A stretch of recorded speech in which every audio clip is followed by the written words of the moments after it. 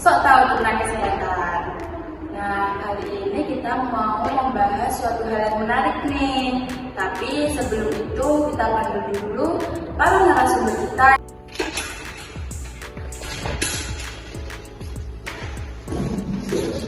Selamat datang. Nah, tapi ada satu lagi narasumber kita yang sedang berhalangan hadir ke sini, tapi masih bisa ikut podcast kita walau melalui via Zoom. Kita panggil dulu ya.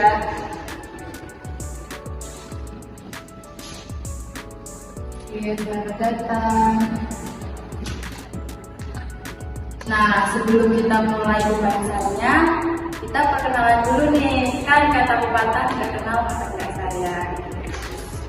Mulai dari aku, perkenalkan nama aku Mutia Swazina. Nama saya Aditya. Nama saya Abba. Dan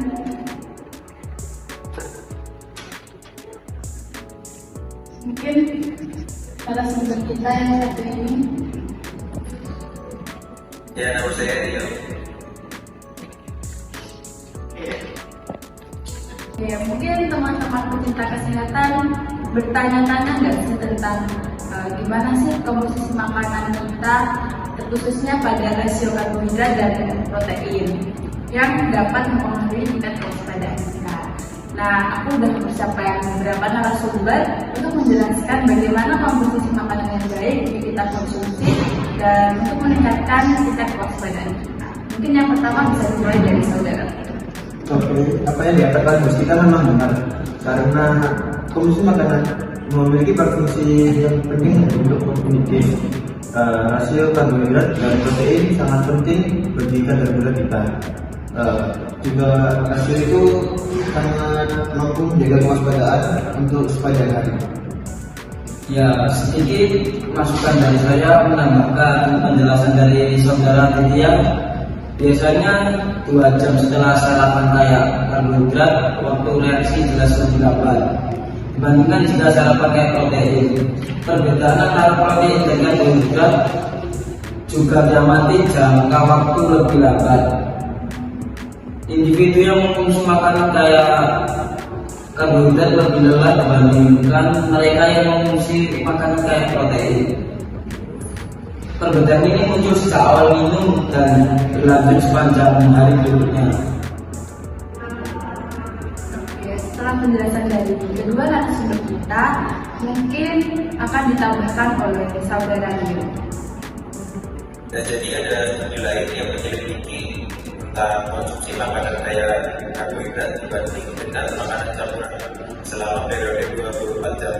Nah, orang-orang yang memiliki pola makan kaya karbohidrat lebih baik dikaitkan dengan tingkat ngantuk yang lebih tinggi dan keinginan tidur yang tertanda dibanding orang yang biasa mengkonsumsi makanan campuran. Terutama ketika kewaspadaan secara alami berada pada tingkat yang sangat rendah, biasanya antara jam 12 siang hingga jam 4 sore dan antara jam 12 tengah malam hingga jam 4 pagi. Oke, menjelaskan ya teman-teman. Nah, kira-kira teman-teman penasaran nggak sih bagaimana komposisi makanan para narasumber kita? Oke, mungkin dari yang pertama dari narasumber Rio terlebih dahulu karena sedang mempersiapkan untuk tes pendaftarannya untuk menjadi abdi. Bahkan saudara Rio. Kalau untuk saya mempersiapkan tes sebagai abdi negara, saya cukup memperhatikan komposisi makanan yang cukup dan baik, terutama karbohidrat sebagai sumber tenaga dan protein sebagai bentuk pokok biasanya. Nah, karena kebutuhan ini penting untuk mendukung latihan fisik saya dan mencapai kondisi kesehatan yang optimal. Ya, baik. Mungkin selanjutnya oleh saudara Aditya. Kalau saya sendiri lebih suka melebihkan protein karena karbohidrat hanya mengenyangkan sesaat. Kalau protein lebih lama kenyangnya karena memiliki 20 jenis asam amino. Dapat dikombinasikan bersama protein. Selanjutnya oleh saudara. Kalau saya memperbanyak makanan protein karena Menurut saya protein itu dapat membantu merasa kenyang dan lebih lama mengurangi rasa lapar, sehingga membantu saya makan lebih sedikit kalori. Mengkonsumsi protein yang cukup juga membantu membangun dan memelihara otot, terutama saat saya berolahraga atau mencoba menurunkan berat badan. Hal ini dapat membantu meningkatkan metabolisme saya dan membakar lebih banyak kalori secara keseluruhan, bahkan saat saya sedang istirahat. Cukup bervariasi ya teman-teman. Nah, ngomong tentang komposisi makanan, aku punya satu pengalaman. Jadi sebelum bertanding, aku lebih memperbanyak makanan karbohidrat karena aku pikir kayak pasti kenyang, terus waktu bertanding bisa lebih fokus. Tapi ternyata tingkat kewaspadaanku menjadi turun dan sering merasa mungkin ada tanggapan atau negatif pengalaman saya. Ya, karena kalau menurut saya lebih baik banyakkan protein daripada karbohidrat, karena karbohidrat biasa bikin mengantuk dan bikin kewaspadaan kita tidak terlalu fokus untuk berlomba. Oke. Setelah membahas topik yang tadi, mungkin aku punya topik yang baru nih mengenai bagaimana dengan minuman olahraga ketika kita sedang bekerja.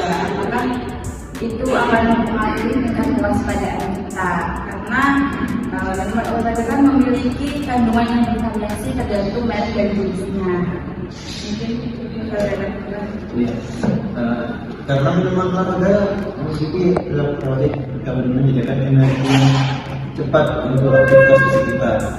Minuman elektrolit itu mengandung banyak gula dan itu dapat mengembalikan tenaga kita secara cepat untuk kembali olahraga.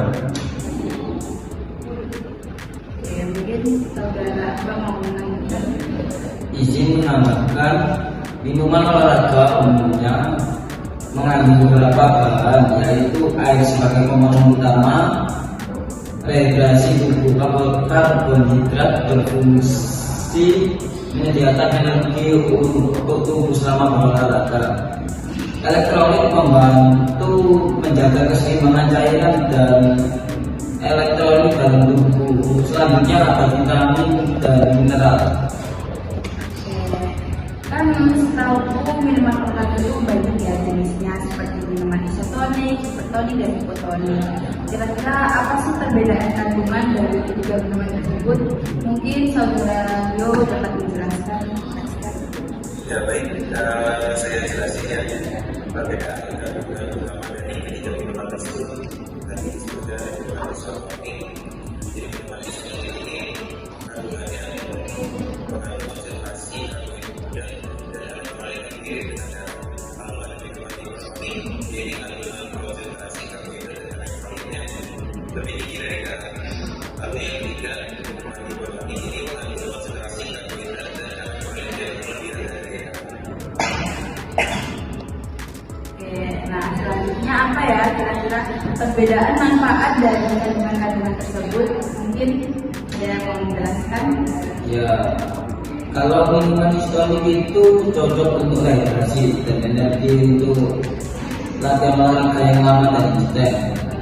Kalau minuman hipotonik jarang dikonsumsi karena dapat menyebabkan dehidrasi. Sedangkan minuman hipotonik cocok untuk rehidrasi ringan dan pemulihan setelah berolahraga. Ternyata sangat beragam juga ya kandungan dan manfaat dari minuman-minuman olahraga ini. Nah, mungkin saudara Rio punya tanggapan lagi mengenai minuman olahraga ini. Jadi tetap diingat juga ya, penting juga untuk memperhatikan bahan-bahan dalam minuman olahraga dan mempertimbangkan pengaruhnya terhadap kewaspadaan kita secara keseluruhan. Memilih alternatif dengan basis karbohidrat dan protein seimbang atau sumber dehidrasi alami seperti air kelapa bisa menjadi pilihan yang lebih berkelanjutan untuk menjaga kewaspadaan selama berolahraga. Oh ya, Ya mungkin ada tips dan trik gak sih buat gimana cara memilih minuman untuk kebutuhan dan intensitas latihan kita agar tingkat kewaspadaan kita tetap terjaga. Ya, saya memiliki beberapa tips. Pilihlah minuman dan yang memiliki kandungan karbohidrat dan cukup untuk intensitas latihan kita. Pilihlah minuman dengan kandungan elektrolit yang sesuai dengan kondisi cuaca dan berapa lama latihan kita. Dan pilihlah minuman yang mengandung kadar gula yang cukup karena mengurangi minuman manis saat berolahraga dapat mengembalikan dan meningkatkan kinerja psikomotorik kita. Mungkin bisa diterapkan ya teman-teman untuk yang sedang mau bertanding atau sedang menjalani latihan intens ya. Mungkin tips di atas dapat membantu teman-teman sekalian. Oke, dari penjelasan para narasumber kita, mungkin aku dapat simpulkan yang telah kamu rangkum ya. Mungkin yang pertama, mengonsumsi karbohidrat mendukung rasa kantuk tidak seperti protein yang berkontribusi terhadap tingkat kewaspadaan kita. Meskipun efeknya tidak sekuat stimulan dan efek negatif karbohidrat terhadap kewaspadaan tampak lebih besar. Ketika seseorang kurang tidur atau ketika makanan tersebut dikonsumsi pada malam hari, karena ketika tingkat kewaspadaan kita alami rendah itu saat malam hari.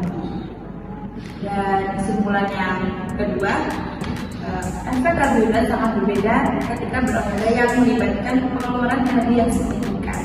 Menelan minuman manis saat berolahraga mengurangi rasa lelah dan meningkatkan kinerja psikomotor.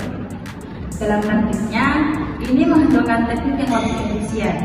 Selain itu, mengonsumsi karbohidrat selama latihan yang lama atau berulang-ulang akan menjaga hipoglikemia, yaitu sehingga mengurangi kewaspadaan. Karena itu, mengonsumsi minuman olahraga saat berolahraga menjaga sikap mental yang baik setelah berolahraga.